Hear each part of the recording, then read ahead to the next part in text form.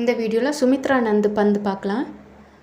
प्रस्तावना मुन्नुरे श्री सुमित्रानंद पंत छायावादी युग के श्रेष्ठ कवि और कोमलकांत पद्यावली के प्रवर्तक हैं. इवर सुमित्रानंद पंत இருக்கார்லி அவர் வந்து छायावादी யுகத்தை சேர்ந்தவர். அவர் உன்னதமானவர், श्रेष्ठ கவினா உன்னதமான கவிஞர். கோமல்காந்த் पदावलियोட கிரியேட்டர் இவர் தான். छायावादी युग की समाप्ति पर कवि मार्क्सवादी कवियां लिखने की लगे. छायावादी முடியும் போது, அந்த காலம் முடியும் போது மார்க்ஸ்வாதி கவிதையும் लिखने लगे. मार्क्सवादी कविதையை எழுதினார். इसलिए प्रगतिवाद से संबंधित कविता निर्माणकारी कवि बने. திருப்பி வந்து பிரகதிவாதிலையும் இவர் எழுதியிருக்காரு. पाठ्यक्रम में पंत जी की 3 कविताएं दी गई हैं. நமக்கு கொடுக்கப்பட்ட பாடத்தில் 3 கவிதைகள் சொல்லப்பட்டிருக்கு.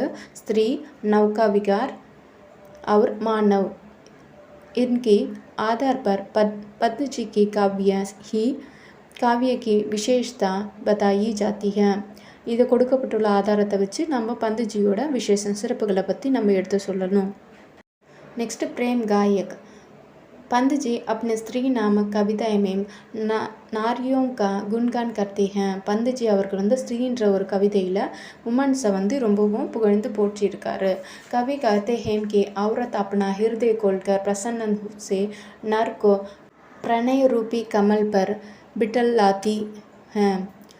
கவி சொல்கிறாரு, ஒரு உமன் நினச்சாங்கன்னா அவங்க மனசார ஒரு மென்க்கு வந்து ரொமான்ஸ் வடிவில் இருக்க லோட்டஸ் மேலே உட்கார வைக்க முடியும். வஹ நர்க்கு சேவா கர்த்தி ஹே. அவன் வந்து அந்த ஜென்னுக்கு வந்து சேவை பண்ணுவாங்க.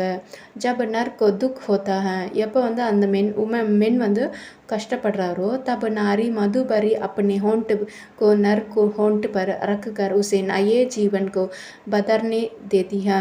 எப்போ அவர் வந்து சோர்வடைஞ்சு போகிறாரோ உடனே அவங்க உதட்டால் அவரோட உதட்டில் வச்சு அவங்களுக்கு புதிய ஜீவனை கொடுப்பாங்க. वही नारी नर को वासना के गर्त में गिरकर उसे बिगड़ भी सकती है. ஆனால் வந்து அவங்களுக்கு எதிராக அவர் செயல்படும் போது அவங்கள வந்து புதக்குழியில் விழுந்து அவங்கள அழிக்கவும் அவங்க தயங்க மாட்டாங்க. इस तरह पंत समझाते हैं कि प्रेम से हाथ में प्रगति करता है. இப்படி தான் வந்து பந்துஜி நம்மளுக்கு எக்ஸ்பிளைன் பண்ணுறாரு மனுஷனோட அன்பால் எப்படி டெவலப்மெண்ட் ஆவாங்கன்னு. அவர் வாசனா சே துர்கதிக்கோ பிராப்த ஹோத்தா ஹே.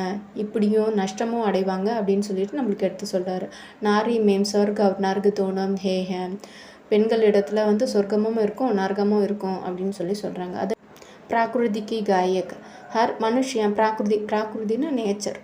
हर मनुष्य प्राकृति की खूबसूरती पर मुक्त होता है. மனுஷன் வந்து நேச்சரோட அழகுனால மயங்கி போயிடுறான்.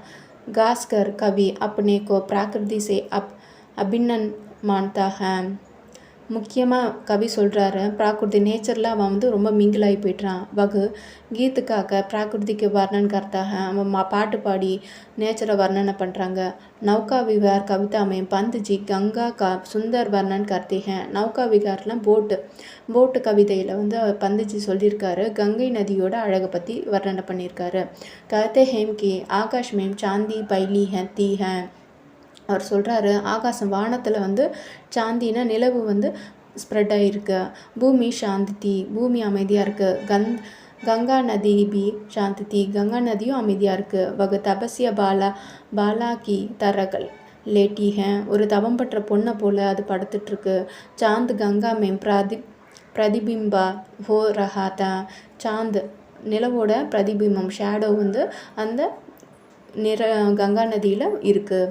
வகு உஸ் பாலிகா கே முக் கே சமான்தே. அது வந்து எப்படி இருக்குன்னா அந்த பெண்ணோட முகத்துக்கு சமமாக இருக்குது. கங்கா மேம் ஆகாஷ் और तारे भी प्रतिबिंबित हो रहे हैं.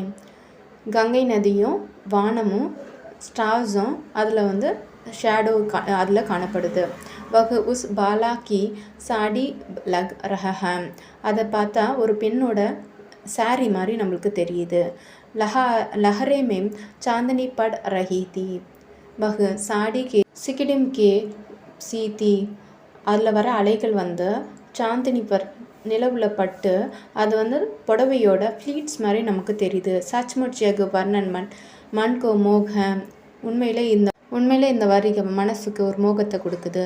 கோரே அங்கோம் பர் சிகர் சிகர் லஹராத்தா தார் தரல் சுந்தர் சஞ்சல் அஞ்சல் சா நீலாம்பர் அப்படின்னு சொல்லியிருக்க. மேலே இருக்க லைன்ஸுக்கு போயம் இது.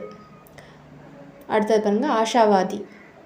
नौकर विहार कविता के अंतिम पंक्तियों कवि पंत को ஆஷாவாதி சாபித் करती हैं. இவர் வந்து ஒரு ஆசை நிறைந்தவர் அப்படின்ற மாதிரி காட்டியிருக்கு. எந்த போயமா? நௌகர் விஹார் போயமா. கடைசி லைன்கள், கவி कहते हैं जल तारा के समान ही संसार का क्रम भी चल रहा है. கவி சொல்கிறாரு, நதி ஓட்டத்தை போலையே உலகமும் ஓடிட்டுருக்கு அப்படின்னு சொல்லி. ஜல் உற்பத்தன் ஹோத்திக, நீர் வந்து உருவாகுது, நதியாக மாறுது, நதி பன்கர் சல்தாக, நதியாக மாறி போகுது.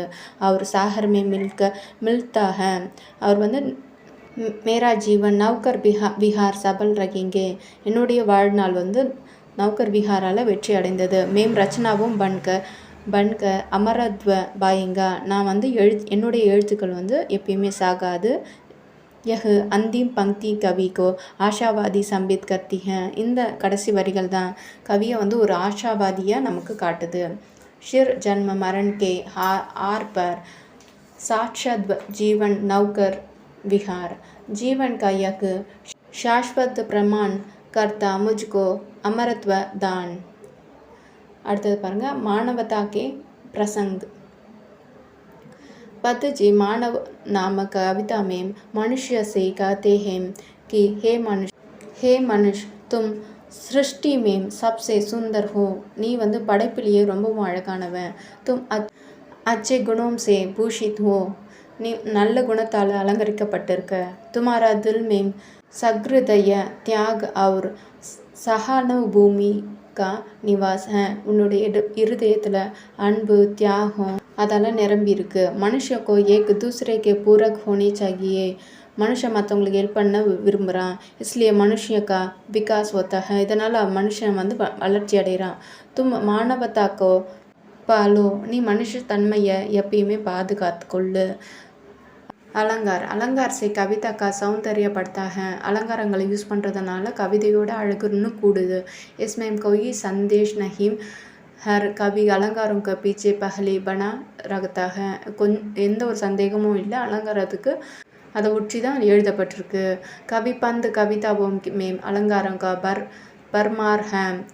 கவி வந்து அலங்காரம் ரொம்ப அழகாக யூஸ் பண்ணியிருக்காரு.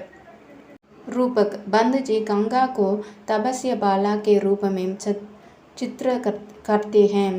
பந்து அவர்கள் வந்து கங்கையை தபம் பண்ணுற ஒரு பொண்ணாக வந்து வடிவமைச்சிருக்காரு. யஹா சங்கரூப் அலங்கார் ஹே. இது வந்து சங்கரூப் அலங்காரம்.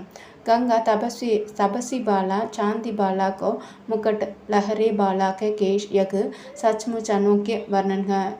இப்படியெல்லாம் வந்து வர்ணனை பண்ணிக்கிறது ரொம்ப யூனிக்னஸாக இருக்குது. பிராணியக்கே சதலா வசனம் கர்த் मानवीकरण.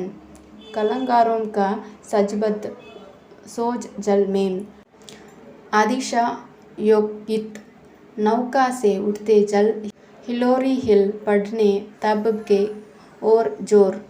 विशेषता பாருங்க, பந்துஜி की भाषा सरल और रस और सुबेद है. பந்துஜியோட வார்த்தைகள் வந்து ரொம்பவும் ஈஸியாக நமக்கு வந்து புரிகிற மாதிரி கற்றுக்கொள்றதுக்கு ஈஸியாகவும் இருக்குது. தத்சவ் தத்பவ் தேஜஸ் सभी शब्दों के प्रयोग से काव्य मनोमोहक मन बन गया है. இந்த மாதிரி சத்தங்களை யூஸ் பண்ணியிருக்கிறதுனால ஒரு மனசுக்கு ரொம்ப விதமானதாக இருக்கிறது. उनके इन रचनाओं के शायावाद के चढ़ा है. प्रगतिवाद का परिचय है और प्रकृति के पूजन है. सचमुच कवि पंत की क्षमता अनोखी है. இதில் வந்து ஷயாவாதோட கடைசியையும் பிரதிவாரோட தொடக்கத்தையும் பிரகிருதி நேச்சரோடைய வர்ணனையும் சொல்லியிருக்காரு. உண்மையிலே கவியோட ஷமத்தா அவரோட திறமை வந்து யூனிக்னஸ் ஆனது அப்படின்னு சொல்லியிருக்காங்க.